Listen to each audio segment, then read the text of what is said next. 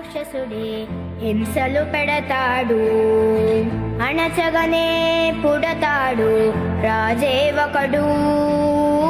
శత్రువునే కడదేర్చే పనిలో మన రాజు, హింసలనే మరిగాడు మంచిని మరిచే.